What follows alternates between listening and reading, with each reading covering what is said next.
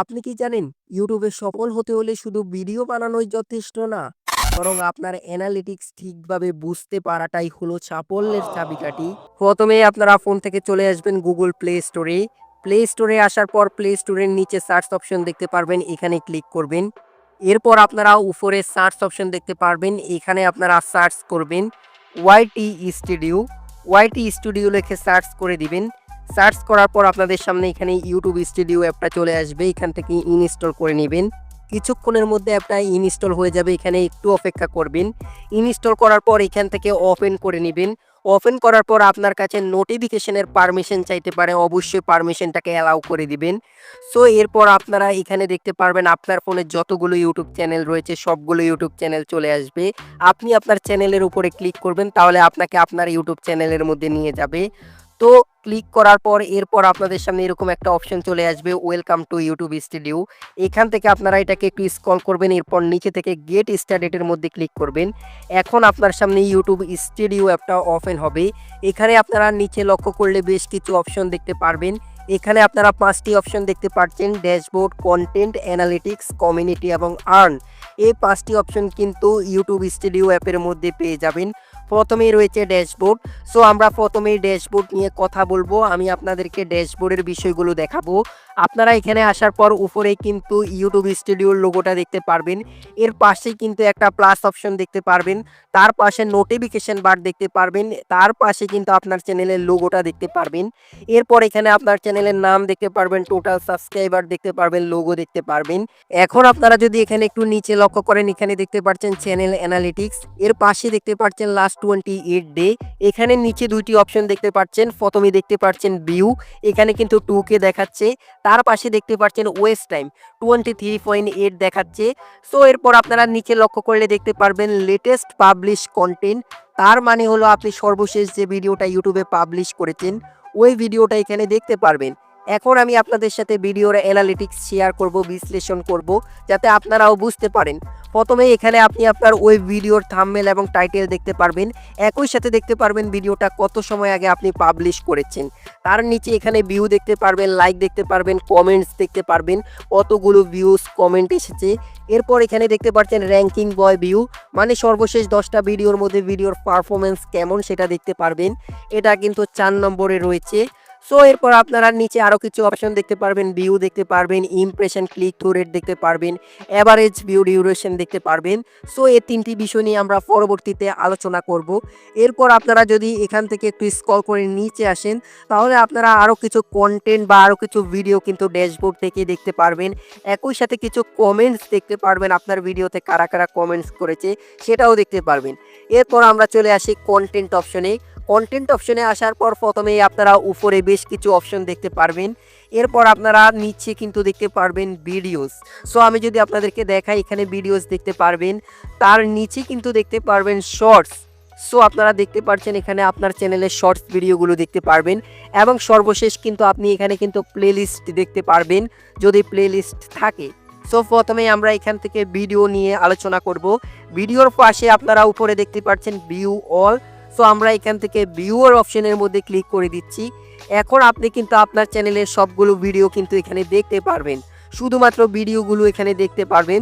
So আমি এখান থেকে একটা ভিডিওর অ্যানালিটিক্স করে আপনাদেরকে দেখাই। আমি এখান থেকে প্রথম ভিডিওটার উপরে ক্লিক করে দিচ্ছি এবং আপনাদের সাথে সহজে শেয়ার করব অ্যানালিটিক্স। সো আমি এখান থেকে আমার প্রথম ভিডিওটার মধ্যে ক্লিক করে দিচ্ছি। ক্লিক করার পর এখানে আমি ভিডিওর থাম্বনেল দেখতে পারবো, টাইটেল দেখতে পারবো।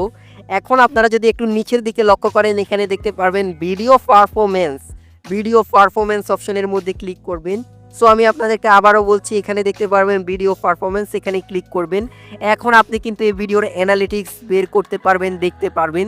সো এখানে আপনারা যদি প্রথমেই লক্ষ্য করেন, এখানে উপরে দেখতে পাচ্ছেন overview, reach, engagement, audience. So এখানে কিন্তু এর 4টি অপশন দেখতে পাচ্ছেন। ওভারভিউর মধ্যে আপনি এখানে ভিউ দেখতে পারবেন, ওয়েস্ট টাইম দেখতে পারবেন, সাবস্ক্রাইবার দেখতে পারবেন।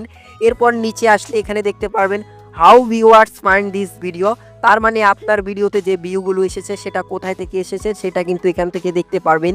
ইউটিউব সার্চ থেকে এসেছে, ইউটিউব রিকমেন্ডেশন থেকে এসেছে, সব মিলিয়ে কিন্তু এখানে 319টা ভিউ হয়েছে। এরপর যদি আমরা আরেকটু নিচে আসি, এখানে দেখতে পারবেন অডিয়েন্স রিটেকশন। সো আমি যদি আপনাদেরকে এই বিষয়টা একটু বুঝাই, এখানে দেখতে পাচ্ছেন অডিয়েন্স রিটেকশন এখানে কিন্তু দেখতে পাচ্ছেন 27। তার মানে কিন্তু আমার ভিডিওটা গড়ে একজন মানুষ 27 সেকেন্ড করে দেখেছে। তার পাশে কিন্তু আপনারা দেখতে পাচ্ছেন 26.4%। তার মানে মোট ভিডিওর 26% কিন্তু দেখা হয়েছে বা 26% দেখা হয়েছে। এখন আমরা যদি এখান থেকে রিচ অপশনে আসি তাহলে এখানে প্রথমেই আপনারা দেখতে পারবেন ইমপ্রেশন। সো আপনারা দেখতে পাচ্ছেন 20.5K। তার মানে আমার এই ভিডিওতে কিন্তু 20,000-এরও বেশি ইমপ্রেশন হয়েছে বা 20,000-এর বেশি মানুষের কাছে এই ভিডিওটা গিয়েছে।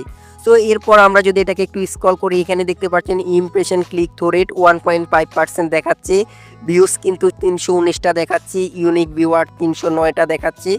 এরপর আমরা যদি এখানে একটু স্ক্রল করে নিচে আসি তাহলে আমরা দেখতে পারবো যারা আমাদের ভিডিওটা দেখেছে তারা কিভাবে আমাদের ভিডিওতে এসেছে সেটা কিন্তু আমরা দেখতে পারবো।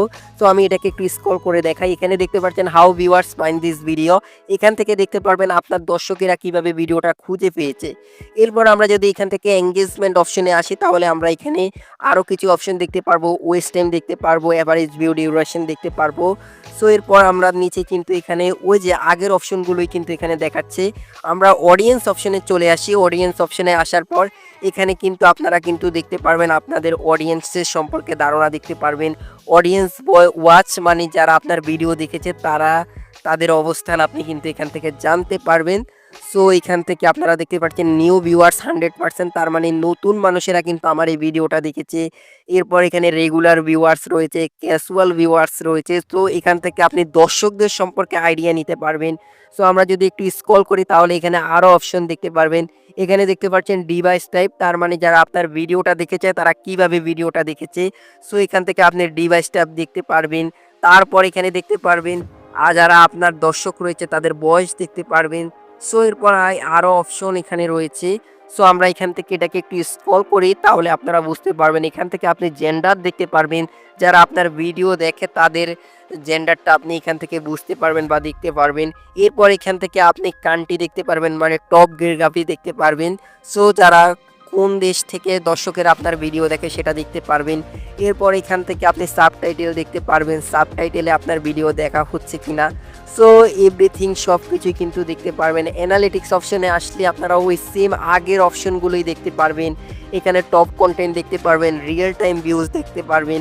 এরপর আপনারা যদি এখান থেকে কমিউনিটি অপশনে আসেন একবারে স্টুডিও অ্যাপের মধ্যে 4 নম্বর যে অপশনটা রয়েছে নিচের দিকে আপনারা 4 নম্বরে কমিউনিটি অপশন দেখতে পারবেন। আপনারা যদি কমিউনিটি অপশনে আসেন তাহলে আপনি দেখতে পারবেন আপনার ভিডিওতে কারা কারা কমেন্টস করেছে, কোন দর্শকেরা কোন ভিডিওতে কমেন্টস করেছে।